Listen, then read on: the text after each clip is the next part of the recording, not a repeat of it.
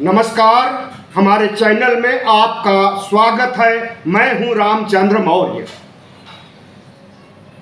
साथियों, राहुल गांधी पर supreme court ने जो टिप्पणी किया है, जस्टिस दीपंकर दत्ता ने जो टिप्पणी किया है, आज उसकी चर्चा पूरे देश में हो रही है। जो गोदी media IT cell supreme court को सुप्रीम कोठा, जी हां, बेश्याओं का कोठा सुप्रीम कोठा कहता था, वही आज सुप्रीम कोर्ट की पीठ थपथपा रहा है।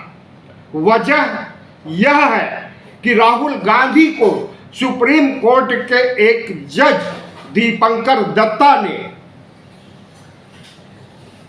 सवाल उठाया है, क्योंकि राहुल गांधी ने मोदी के खिलाफ सवाल उठाया था चीन को लेकर के। राहुल गांधी ने भारत जोड़ो यात्रा के दौरान कहा था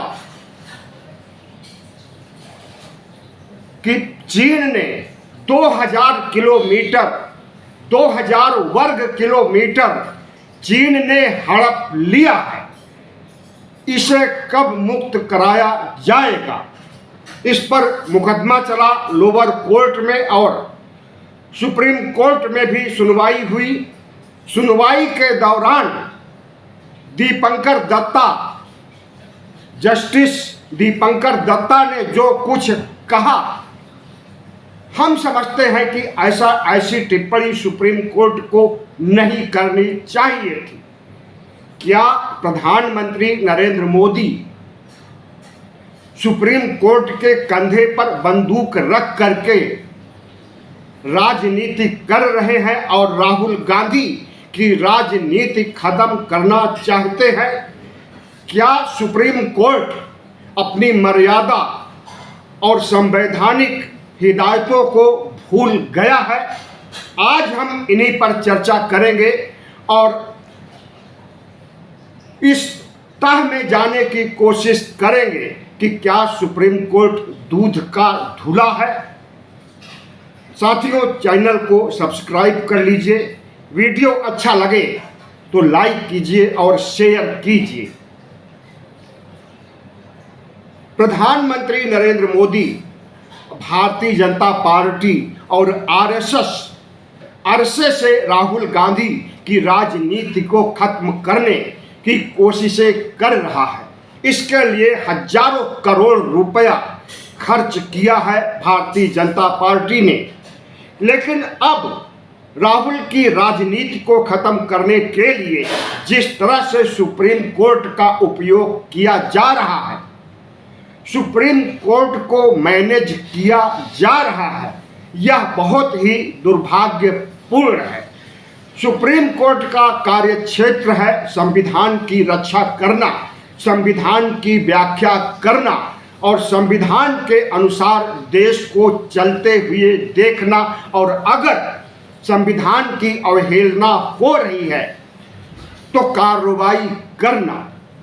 लेकिन सुप्रीम कोर्ट जब खुद असंवैधानिक कार्यों पर उतर आया है, तो कैसे उम्मीद की जा सकती है कि वह संविधान की रक्षा करेगा और लोकतंत्र की रक्षा करेगा। सुप्रीम कोर्ट के खिलाफ अरसे से बयान जारी होते रहे हैं, जिसमें प्रशांत भूषण जो वरिष्ठ वकील हैं, उन्हें दंडित भी किया जा चुका है, क्योंकि उन्होंने कोर्ट में भ्रष्टाचार को लेकर ऐसे सवाल किए थे जिससे सुप्रीम कोर्ट नाराज हो गया, मानहानि का मुकदमा चला और 1 रुपये अर्थदंड लगाया था। इसी तरह से और भी वकील सुप्रीम कोर्ट की अवहेलना, सुप्रीम कोर्ट की सच्चाई उजागर करते हैं। उसमें दुष्यंत दबे भी हैं जिन्होंने प्रैक्टिस छोड़ दी है और सुप्रीम कोर्ट की असलियत आए दिन बयां करते हैं। सुप्रीम कोर्ट में अब फैसले 2019 से सुप्रीम कोर्ट के जज की मर्जी से नहीं बल्कि ईश्वर की मर्जी से फैसले सुनाए जाते हैं। स्वयं चीफ जस्टिस रह चुके DY चंद्रचूड़ ने कबूल किया है कि उन्होंने 2019 में, नवंबर 2019 में जब अयोध्या का फैसला सुनाया था तो ईश्वर की मर्जी पर सुनाया था। अगर चीफ जस्टिस रह चुके चंद्रचूड़ की जगह कोई मुस्लिम जस्टिस होता तो और वह अल्लाह की मर्जी पर फैसला सुनाता तो क्या राम मंदिर बन सकता था? संविधान किसी धर्म विशेष के आधार पर या ईश्वर की मर्जी या दया करुणा के आधार पर फैसला सुनाने की इजाजत नहीं देता। लेकिन 2019 से जो कुछ हो रहा है चौंकाने वाला है।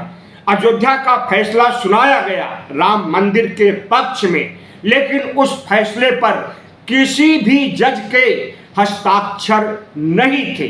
नियम यह कहता है अगर कोई जज फैसला सुना रहा है तो उसका हस्ताक्षर फैसले पर होना चाहिए। इसी तरह से सुप्रीम कोर्ट में यौन शोषण का भी काम होता है। अगर IT सेल और गोदी मीडिया सुप्रीम कोर्ट को सुप्रीम कोठा कहता है तो उसके पीछे भी कुछ सच्चाई है।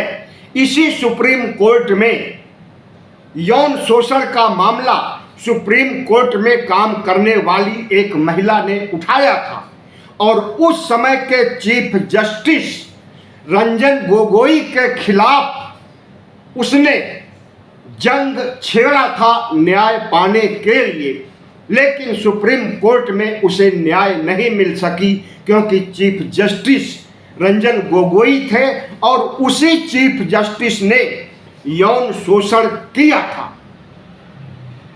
प्रधानमंत्री नरेंद्र मोदी की पार्टी ने सब कुछ मैनेज कर दिया और उस महिला का मुंह बंद करा दिया और जज साहब को रिटायर्ड होने के बाद इनाम में सरकारी पद दे दिया। 2016 में 4-5 जज निकल करके सड़क पर आए और कहा कि लोकतंत्र खत्म हो रहा है।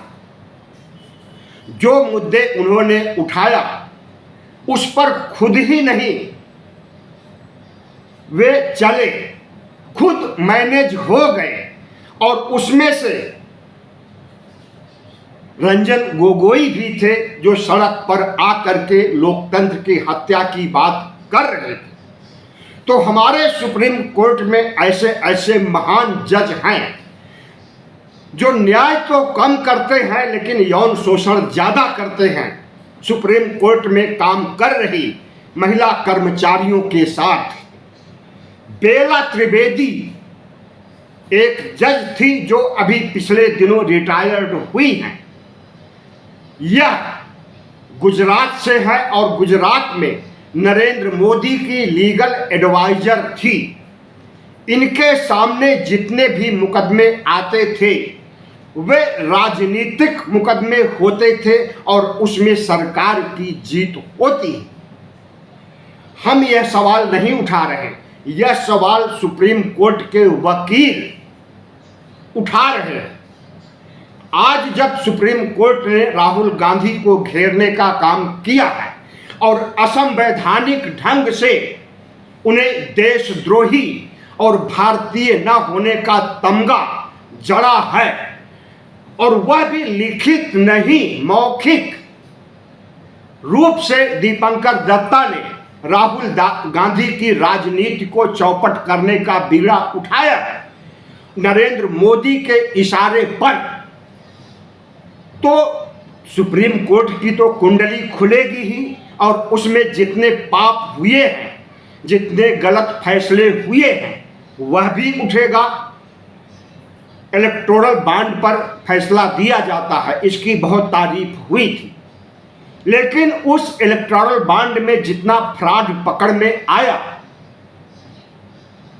धंधा दो चंदा लो की नीति पर भारतीय जनता पार्टी ने जितना चंदा उगाही की थी, उस पर मुकदमा नहीं चला। चंडीगढ़ में खुल्लम खुल्ला धांधली चुनाव की जाती है। अनिल मसीह धांधली कैमरे के सामने करता है, मामला सुप्रीम कोर्ट में आता है, लेकिन अनिल मसीह को दंडित नहीं किया जाता। क्यों? आज भी वह पार्षद है, उसे दंड रंच मात्र नहीं मिला, जबकि उसने चुनाव की धज्जियां कैमरे के सामने उड़ाई थी। इसी तरह से बहुत से मामले हैं जिस पर कि सुप्रीम कोर्ट को घेरा जा सकता है। हाई कोर्ट के एक जज यशवंत वर्मा के यहाँ अगर रुपयों की गिनती किया जाए तो करोड़ों में होंगे वह नोट जो जले हुए मिले हैं 4-5 बोरियों में। अभी तक यशवंत वर्मा के खिलाफ मुकदमा नहीं चलाया गया और उन्हें दंडित करने की मंशा भी नहीं दिखाई दे रही। उपराष्ट्रपति ने इस पर पहल किया था कि यशवंत वर्मा को दंडित किया जाए और उन्होंने महाभियोग चलाने के लिए विपक्ष की अर्जी मंजूर कर लिया था और रातों रात उपराष्ट्रपति की छुट्टी कर दी गई। तो हमारा लोकतंत्र संविधान के रास्ते चल रहा है या फिर प्रधानमंत्री नरेंद्र मोदी के तानाशाही रवैये के आधार पर? और रवैया तानाशाही इतना ज्यादा हावी हो गया है कि सुप्रीम कोर्ट तक को प्रभावित कर रहे हैं। राहुल गांधी के खिलाफ यह पहला मामला नहीं है। राहुल गांधी के खिलाफ 32 से अधिक मुकदमे दर्ज हैं, हेट स्पीच के, झूठ बोलने के। लेकिन सबसे झूठा और सबसे ज्यादा हेट स्पीच देने वाला प्रधानमंत्री के खिलाफ एक भी मुकदमा नहीं है। और पूरा भारत जानता है कि कौन झूठ बोलता है, कौन जुमले छोड़ता है, कौन देश को गुमराह करता है। राहुल गांधी ने जिस तरह से कोर्ट का सामना किया है और सारे मुकदमे लड़ रहे हैं और जीतेंगे भी। राहुल का अभियान नहीं रुकेगा। राहुल गांधी ने एक अपना YouTube चैनल बनाया है, नाम है राहुल नहीं रुकेगा। हम समझते हैं कि राहुल जिस रास्ते पर निकल चुके हैं उसके लिए उनकी बहन प्रियंका गांधी ने बहुत सधी हुई टिप्पणी की है कि राहुल तुम आग से खेल रहे हो।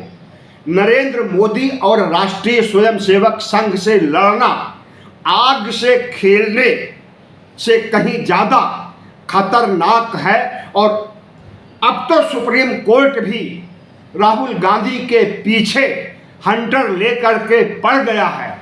ऐसे में राहुल का मिशन पूरा हो पाएगा? संविधान की रक्षा करने का मादा, ओबीसी को उनका हक अधिकार दिलाने का मादा क्या कामयाब हो पाए? जी हां, पूरा तंत्र अगर राहुल गांधी के खिलाफ हो जाए, लेकिन राहुल गांधी के अंदर वह जुनून है, वह जोश है, वह आक्रामकता है कि इन सब को पार करते हुए राहुल अपनी मंजिल तक पहुंच जाएंगे। आग से खेलने का हुनर सबको नहीं आता और राहुल गांधी ऐसे इंसान हैं जिनके अंदर, जिनकी नसों में इंदिरा गांधी का खून, नेहरू का खून बह रहा है। ऐसे इंसान को एक नहीं अनेक नरेंद्र मोदी भी नहीं झुका सकते हैं। हम समझते हैं कि जिस तरह से सुप्रीम कोर्ट राहुल गांधी के खिलाफ कार्रवाई किया है, इससे पूरा देश आग बबूला है। अंत में 3 सवाल। पहला सवाल, क्या सुप्रीम कोर्ट दूध का धुला है? अपने दामन में झांक करके देखे तो कितने पाप किया है सुप्रीम कोर्ट ने। अयोध्या फैसले से लेकर इलेक्टोरल फैसले तक, लोकतंत्र बचाने से लेकर यौन शोषण तक, और तमाम ऐसे मुकदमे सरकार के पक्ष में सुनाना, और इस देश के तमाम वरिष्ठ वकीलों को आभास हो जाता है कि कौन सा जज सही फैसला दे रहा है और कौन सा जज गलत फैसला दे रहा है। लेकिन चूंकि सुप्रीम कोर्ट का मामला है, इसलिए कोई बोल नहीं सकता सुप्रीम कोर्ट के खिलाफ, और सुप्रीम कोर्ट को छूट मिली हुई है कि वह अन्याय और अत्याचार करता जाए। न्यायपालिका जो कि प्रजातंत्र का तीसरा स्तंभ है, तो न्यायपालिका को जर्जर होते हुए आज देखा जा सकता है। संविधान के रास्ता को छोड़ करके वह जिस तरह से सियासी गलियारों के दिखाए रास्ते पर चल रहा, यह बहुत दुर्भाग्यपूर्ण है। इस पर देश को सोचना चाहिए। आज सुप्रीम कोर्ट सबसे बड़ी अदालत नहीं रह गई। जनता की अदालत, 140 करोड़ देशवासियों की अदालत सुप्रीम कोर्ट से कहीं बड़ी है। और सबसे बड़ी अदालत जनता की अदालत को में जा करके राहुल गांधी जिस तरह से सत्ता को, पूरी व्यवस्था को, पूरे तंत्र को ललकार रहे हैं, यह बहुत ही सकारात्मक दृष्टिकोण है। और इससे देश, संविधान और लोकतंत्र की रक्षा होना निश्चित है। तो हमें राहुल गांधी के साथ खड़ा होना होगा, और जितने भी अत्याचार सरकारी रूप से हो रहे हैं या कोर्ट के द्वारा हो रहे हैं, उसके खिलाफ आवाज उठाना होगा। एक नहीं, दसियों दीपंकर दत्ता आकर के बोलने लगे, लिखित में नहीं मौखिक में, कि तो इससे डिगना नहीं चाहिए, इससे झुकना नहीं चाहिए। दूसरा सवाल, क्या सुप्रीम कोर्ट सत्ता के इशारे पर नहीं चल रहा है? ऐसे बहुत से उदाहरण हैं जिसमें सत्ता की भागीदारी, सत्ता के इशारे पर सुप्रीम कोर्ट के चलने के संकेत मिले हैं। क्या सुप्रीम कोर्ट पर की विश्वसनीयता कायम है? क्या सुप्रीम कोर्ट पर आगे भी विश्वास किया जा सकता है? यह सवाल मैं जनता के बीच में छोड़ रहा हूं। इसका फैसला आपको खुद करना होगा। वीडियो अच्छा लगा हो तो लाइक कीजिए, सब्सक्राइब कीजिए और शेयर करके जन जन तक पहुंचाइए। धन्यवाद।